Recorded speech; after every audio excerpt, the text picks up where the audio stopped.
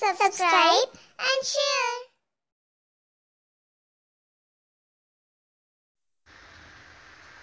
प्यारे बच्चों, आज मैं लेकर आई हूँ आपके लिए बेताल 25वीं की दूसरी कहानी। ये कहानी उस समय की है जब राजा विक्रम बेताल को अपनी पीठ पर लादकर योगी के पास ले जा रहे होते हैं। बातों ही बातों में बेताल को पता चलता है कि इनका नाम राजा विक्रम है। वो उससे पूछ लेता है कि वो उसे कहाँ लेकर जा रहे हैं। तो राजा कहते हैं, मेरा नाम विक्रम है, मैं धारा नगरी का राजा हूँ और तुझे योगी के पास ले जा रहा हूँ। बेताल बोलता है, मैं एक शर्त पर चलूँगा, अगर तुम रास्ते में बोलोगे तो मैं सीधा जाकर पेड़ पर वापस चला जाऊँगा, लेकिन अगर तुम नहीं बोलोगे तो फिर मैं तुम्हारे सर के टुकड़े टुकड़े कर दूँगा। मैं तुम्हें एक कहानी सुनाऊंगा, तुम्हें उसका सही सही जवाब देना होगा। अगर तुमने सही जवाब दिया तो फिर मैं पेड़ पर वापस चला जाऊंगा, लेकिन अगर तुमने जवाब नहीं दिया तो मैं तुम्हारे सर के टुकड़े टुकड़े कर दूंगा। राजा विक्रम उसके लिए तैयार हो जाते हैं। तो फिर बेताल बातों ही बातों में उनको लगा लेता है और एक कहानी सुनाता है, और वो शुरू करता है एक नई कहानी। एक बार की बात है, यमुना के किनारे धर्मस्थान नामक एक नगर था। उस नगर में गणाधिप नाम का राजा राज करता था। उसी में केशव नाम का एक ब्राह्मण भी रहता था। ब्राह्मण यमुना के तट पर जप और तप किया करता था। उसकी एक पुत्री थी जिसका नाम मालती था। वह बड़ी रूपवती थी। जब वह ब्याह के योग्य हुई तो उसके माता पिता और भाई को चिंता हुई। संयोग से एक दिन जब ब्राह्मण अपने किसी यजमान की बारात में गया था और भाई पढ़ने गया था, तभी उनके घर में एक ब्राह्मण का लड़का आया। लड़की की माँ ने उसके रूप और गुणों को देखकर उससे कहा कि मैं तुमसे अपनी लड़की का ब्याह करूंगी। होनहार की बात की, उधर ब्राह्मण पिता को भी एक दूसरा लड़का मिल गया और उसने उस लड़के को भी यही वचन दे दिया। उधर ब्राह्मण का लड़का जहाँ पढ़ने गया था, वहाँ वह भी एक लड़के से यही वादा कर आया। कुछ समय के बाद बाप बेटे घर में इकट्ठे हुए तो देखते क्या हैं कि वहाँ एक तीसरा लड़का और मौजूद है। दो उनके साथ आए थे। अब क्या करें? ब्राह्मण, उसका लड़का और ब्राह्मणी बड़े सोच में पड़ गए। दैव योग से हुआ क्या कि लड़की को सांप ने काट लिया और वह मर गई।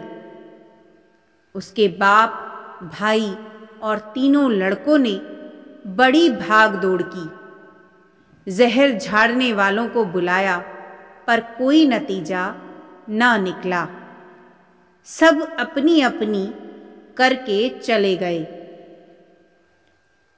दुखी होकर वे उस लड़की को शमशान में ले गए और क्रियाकर्म करके आए। तीनों लड़कों में से एक ने तो उसकी हड्डियां चुन ली और फकीर बनकर जंगल में चला गया। दूसरे लड़के ने राख की गठरी बांधी और वहीं झोपड़ी डालकर रहने लगा। तीसरा लड़का योगी होकर देश देश घूमने लगा। एक दिन की बात है, वह तीसरा लड़का घूमते घामते किसी नगर में पहुंचा और एक ब्राह्मणी के घर भोजन करने बैठा। जैसे ही उस घर की ब्राह्मणी भोजन परोसने आई कि उसके छोटे लड़के ने उसका आंचल पकड़ लिया। ब्राह्मणी से अपना आंचल छुड़ता नहीं था। ब्राह्मणी को बड़ा गुस्सा आया। उसने अपने लड़के को झिड़का, मारा पीटा, फिर भी वह ना माना तो ब्राह्मणी ने उसे उठाकर जलते चूल्हे में पटक दिया। लड़का जलकर राख हो गया। ब्राह्मण बिना भोजन किए ही उठ खड़ा हुआ।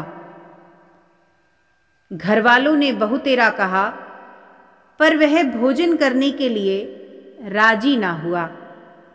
उसने कहा, जिस घर में ऐसी राक्षसी हो उसमें मैं तो भोजन नहीं कर सकता। इतना सुनकर वह आदमी भीतर गया और संजीवनी विद्या की पोथी लाकर एक मंत्र पढ़ा। जलकर राख हो चुका लड़का फिर से जीवित हो गया। यह देखकर ब्राह्मण सोचने लगा कि अगर यह पोथी मेरे हाथ पड़ जाए तो मैं भी उस लड़की को फिर से जिंदा कर सकता हूं। इसके बाद उसने भोजन किया और वहीं ठहर गया।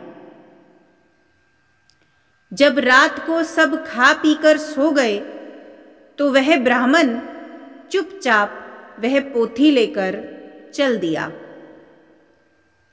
जिस स्थान पर उस लड़की को जलाया गया था वहां जाकर उसने देखा कि दूसरे लड़के वहां बैठे बातें कर रहे हैं।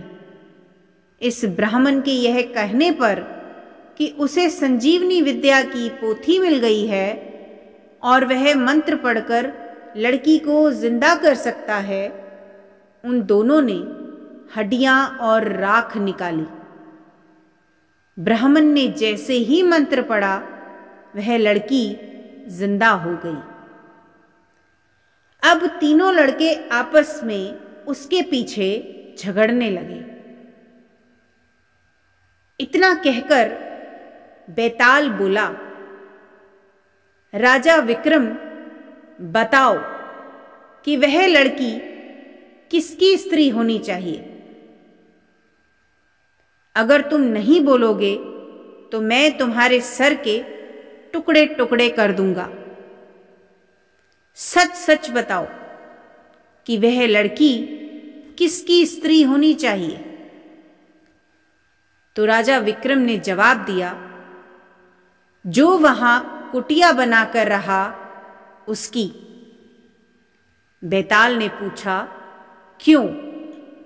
तो राजा बोला, जिसने हड्डियां रखी वह तो उसके बेटे के बराबर हुआ। जिसने विद्या सीखकर जीवन दान दिया वह बाप के बराबर हुआ, और जो राख लेकर रमा रहा वही उसका हकदार है। राजा का यह जवाब सुनकर बेताल फिर से पेड़ पर जा लटका। राजा को फिर लौटना पड़ा और जब वह उसे लेकर चला तो बेताल ने तीसरी कहानी सुनाई। इस तीसरी कहानी को सुनने के लिए आप हमारी अगली वीडियो का इंतजार करें। तब तक के लिए bye bye.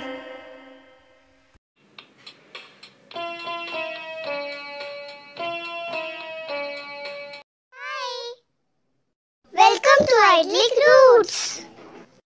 For more videos, please subscribe, like and share. Welcome to Bhakti Om Sandhya. For more videos, please subscribe, like and share.